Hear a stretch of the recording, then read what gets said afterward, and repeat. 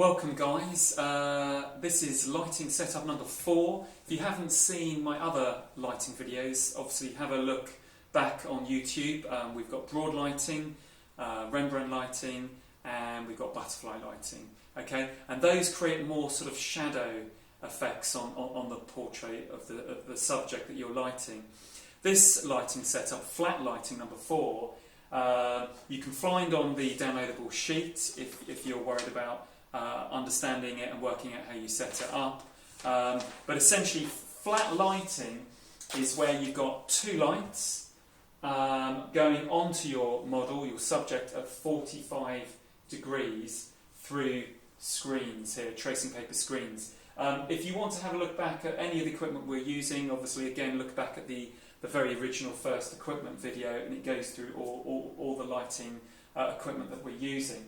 But essentially, these tungsten continuous lights through screens emulate exactly the same light a flash head and a softbox would use. Okay, which is actually the equipment Martin Schoeller uses when he does. It's worthy googling Martin Schoeller, who does a very similar flat lighting effect.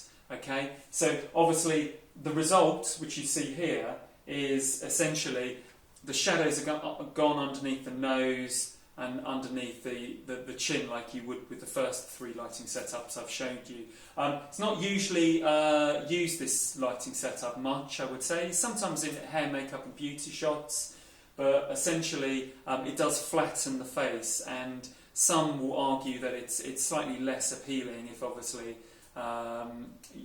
slightly less aesthetic, should I say, if you want a sort of nice sort of picture of somebody. It sort of kind of loses the atmosphere as well, but it definitely has its positives as well, so give it a go.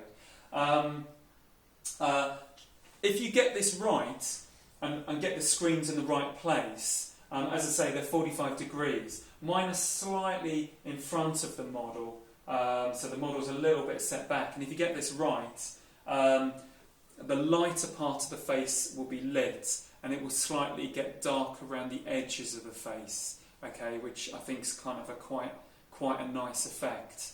So, but essentially, no use of fill. All you need is those 2 lights, and obviously for the background, however, if you do want to light the background, again you could get 2 at 45 degrees, or I've got mine slightly lower down, so the lighting is sort of graduated on the back a little.